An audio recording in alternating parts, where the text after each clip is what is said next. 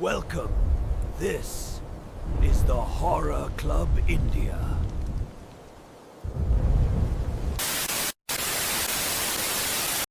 तो चलिए आज एक ऐसी कहानी की दुनिया में चलते हैं जो डर, यादों और एक ऐसे रहस्य के इर्द गिर्द घूमती है जिसका सच शायद कभी सामने नहीं आ पाएगा। जरा सोचिए, आधी रात को कोई फुसफुसाए, यहाँ से चली जाओ वरना मैं तुम्हारी बच्ची को नहीं छोड़ूंगी। ये सिर्फ एक धमकी नहीं है, ये एक वादा है, एक ऐसा खौफनाक वादा जो इस कहानी के हर मोड़ पर गूंजता है। कहानी की शुरुआत होती है एक फोन कॉल से, वो भी देर रात को। मीरा को खबर मिलती है कि उसकी माँ, जिससे वो सालों से मिली तक नहीं थी, अब नहीं रही। अब देखिए, इस खबर को सुनकर मीरा दुखी नहीं होती, बल्कि उसके अंदर एक पुराना दबा हुआ डर फिर से जाग जाता है। इससे एक बात तो साफ है कि माँ बेटी का ये रिश्ता प्यार का नहीं बल्कि खौफ का था। अब माँ के अंतिम संस्कार के लिए मीरा को अपने पति रितेश और बेटी अन्नू के साथ उसी घर लौटना पड़ता है, अपने बचपन के उस घर में जिसे वो सालों पहले डर के मारे पीछे छोड़ आई थी। घर में कदम रखते ही एक अजीब सी सड़न और भारीपन महसूस होता है। मतलब माहौल में ही कुछ गड़बड़ है, कुछ ऐसा जो किसी भूत प्रेत के आने से पहले ही मन में एक अजीब सा डर पैदा कर देता है। घर के उसी तनाव भरे माहौल में मीरा अपनी मासी से बात करती है और बस यहीं से अतीत के वो पन्ने खुलने शुरू होते हैं जिन्हें वो हमेशा के लिए बंद कर चुकी थी। मासी जो कहानी सुनाती है ना, वो सुनने में तो बस कुछ घटनाएं लगती हैं, पर असल में ये एक हंसते खेलते परिवार के धीरे धीरे तबाह होने की दास्तान है। पहले सब कुछ कितना अच्छा था, घर में खुशियां थीं। फिर एक दिन माँ खेतों से लौटी और वो पहले जैसी माँ रही ही नहीं। उसके कुछ ही दिन बाद मीरा की सहेली सुमन, जो उससे मिलने आई थी, गायब हो गई। और आखिर में जब मीरा खुद बीमार रहने लगी तो उसे उस घर से, अपनी माँ से हमेशा के लिए दूर भेज दिया गया।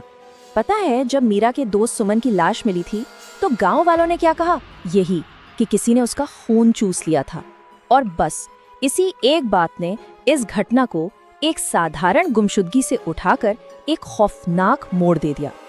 और यहीं पर मीरा के बचपन का वो धुंधला सा डर एक भयानक हकीकत बन जाता है।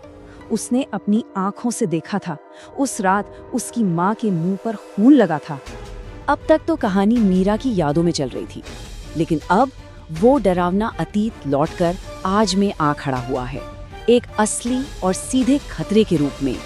देर रात मीरा की नींद एक रोने की आवाज से खुलती है। कमरे के एक कोने में अंधेरे में एक औरत बैठी है जिसकी पीठ मीरा की तरफ है और वो उसकी माँ है। और फिर वो साया वही धमकी दोहराता है, यहाँ से चली जाओ वरना मैं तुम्हारी बच्ची को नहीं छोड़ूंगी। जी हाँ, वही लाइनें जो हमने कहानी की बिल्कुल शुरुआत में सुनी थी। अब जाकर वो इस खौफनाक मंजर से जुड़ती है। अगले दिन तो डर और भी बढ़ जाता है जब मीरा अपनी बेटी अन्नू को अकेले में किसी से बातें करते हुए देखती है। उसका सवाल, अन्नू तुम किससे बात कर रही हो, हवा में एक अजीब सा सन्नाटा घोल देता है। अन्नू का ये मासूम सा जवाब किसी के भी रोंगटे खड़े कर देने के लिए काफी है। मतलब वो मान रही है कि घर में उनके अलावा कोई और भी है और वो बच्चों से बात कर रहा है। मीरा का दिल तो जैसे बैठ ही गया है, लेकिन उसे जानना है। वो अपनी बेटी से पूछती है, तो वो दूसरी नानी कहाँ गई? शायद इस उम्मीद में कि ये सब अन्नू का कोई खेल हो, कोई वहम हो। पर अन्नू का जवाब शायद इस कहानी का सबसे भयानक पल है। वो बस इतना कहती है, वो तो ठीक आपके पीछे खड़ी हैं। बस इस एक घटना के बाद मीरा एक पल भी वहां और नहीं रुक सकती। वो फौरन अपने परिवार के साथ उस घर को हमेशा हमेशा के लिए छोड़ने का फैसला करती है। लेकिन कहानी यहाँ खत्म नहीं होती।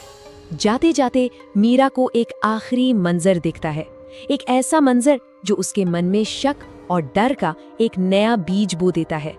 ये स्लाइड इस पूरे रहस्य को और भी उलझा देती है। देखिए, मीरा को खिड़की में एक नहीं बल्कि दो चेहरे दिखते हैं। एक तो उसकी अपनी माँ का उदास टूटा हुआ चेहरा और ठीक उसके पीछे से झांकता एक दूसरा भयानक साया। ऐसा लगता है जैसे दो आत्माएं एक ही जिस्म में कैद हों। और यहीं आकर ये कहानी हमें एक बहुत बड़े सवाल के साथ छोड़ जाती है। क्या मीरा की माँ वाकई में एक कातिल थी या फिर वो खुद किसी शैतानी ताकत का शिकार थी जो उसे कंट्रोल कर रही थी? असली बुराई कौन थी?